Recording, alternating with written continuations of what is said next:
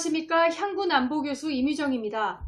지난 주간에 있었던 국내외 주요 안보 관련 뉴스를 국내, 미국, 북한 주변국 순으로 전해드리겠습니다.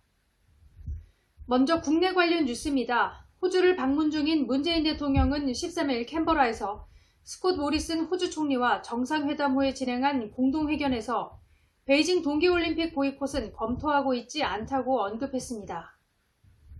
문 대통령은 미국을 비롯한 어느 나라로부터도 보이콧 참가 권유를 받은 바 없다고 설명하고 한국은 미국과의 동맹을 외교와 안보의 근간으로 삼고 있으나 경제적인 측면에 있어서는 중국과의 관계도 매우 중요하며 중국과도 조화로운 관계를 유지해 나가도록 노력하고 있다고 설명했습니다.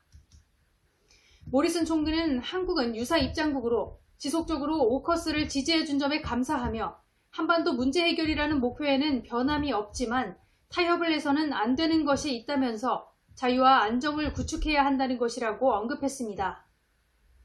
전문가들은 모리슨 총리가 유사 입장국이란 우회적 표현과 자유와 민주주의, 인권의 가치를 고리로 미국 중심의 안보 동맹에 동참하라는 시그널을 보낸 것으로 미국과 중국 사이에 균형감 있는 외교로 현 상황을 돌파해 나가겠다는 문 대통령에게 부담을 가중시켰다는 평가입니다. 이번 정상회담의 성과로 한국 방사청은 호주의 방사청격인 획득관리단과 K9 자주포 도입 계획을 체결했다고 발표했습니다. 이번 계약 체결로 호주는 K9 자주포 30문과 K10 탄약 운반 장갑차 15대를 수입하게 되며 예산 규모는 최대 1조 900억 원에 이를 것으로 알려지고 있습니다. 한국은 K9 자주포를 파이브 아이즈 국가에 처음으로 수출하는 것으로 아시아 국가 중 처음으로 주요 무기 체계를 호주에 수출하는 사례가 됐으며 호주에 자주포 생산시설을 건립해 현지에서 생산과 납품을 할 예정이라고 밝혔습니다. K9 자주포는 현재 한국 등 7개국이 1,700여 문을 운용하고 있으며 호주는 K9을 운용하는 세계 8번째 국가가 됐습니다. 한편 서 국방부 장관은 12일 지난 2일에 열린 한미안보협의회의에서 내년 후반기에 시행하기로 합의한 2단계 완전 운용 능력 평가를 로이드 오스틴 미 국방부 장관이 내년 봄쯤에 평가를 할 수 없는지 검토해보라는 지시가 있었다고 밝혔습니다. 서 장관은 현 정부 임기 내 전시작전 통제권 전환은 어렵지만 조속한 전환의 터전은 마련할 수 있다며 우리는 FOC를 좀 더 빨리 하려는 입장으로 내년 후반기에서 상반기로 당겨질 수 있다는 전망을 내보였지만 14일 존 커비 미 국방부 대변인은 정례 브리핑에서 전시작전 통제권 전환과 관련 검증 3단계 중 2단계인 완전 운용 능력 평가는 내년 여름에 실시하고 가을에 재평가한다는 기존 계획을 재확인한다고 발표해 전시작전 통제권 전환을 서두르는 한국과 2014년 합의한 조건에 기초한 전작권 전환을 해야 한다는 미국과 미묘한 입장 차이를 드러냈습니다.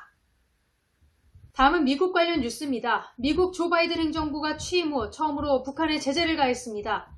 외신들은 미국의 이딴 대화 제의에 북한이 무응답으로 일관하자 경고장을 날린 셈이라고 전했습니다. 미 국무부는 세계 인권의 날인 10일 성명을 통해 세계 인권 침해 관련 개인 15명과 단체 10곳을 제재 대상으로 지정했습니다. 재무부는 북한의 중앙검찰소와 사회안전상을 지낸 리용길 국방상을 제재 명단에 올렸으며 지난 3월 유럽연합도 북한 중앙검찰소와 리 국방상 등을 제재 대상으로 정한 바 있습니다. 제재 대상에 오른 개인이나 기업은 미국 내 자산이 동결되고 미국인 및 미국 기업과 거래가 금지됩니다. 이번 조치는 바이든 행정부 출범 후 북한에 대한 첫 번째 제재라는 의미가 있으며 북한 인권과 관련한 미국의 첫 제재는 2016년 7월에 단행된 김정은과 2017년 1월에 김여정도 명단에 올린 바 있습니다. 일부 전문가들은 바이든 대통령이 취임 후 제일 강조하는 인권 문제를 고리로 북한의 아킬레스건으로 불리는 인권 문제를 찌른 것은 종전선언 및 대화 재개의 선결 조건으로 대북 적대시 정책 철회를 내세웠던 북한에 선제제 완화는 없다라는 강력한 메시지로 대북 압박을 강화하고 미국이 꺼내든 베이징 올림픽 보이콧에 불참하는 태도와 미국의 신중한 종전선언 접근법과 다르게 임기 내 종전선언을 서두르는 우리 정부에 급제동을 거는 것으로 결과적으로 한미 공조가 실패한 것으로 평가하고 있습니다. 또한 이날 북한을 포함해 방글라데시와 미얀마, 특히 신장 위구르 자치군의 인권 문제에 대해 강력히 지적하고 최근 베이징 올림픽 보이콧까지 발표하며 초강수를 두고 있는 것은 인권을 고리로 국제사회에서 주도권을 잡겠다는 의지로 우리 정부가 미국과 함께 추진 중이던 종전선언에 큰 악재로 작용할 것이라는 전망입니다.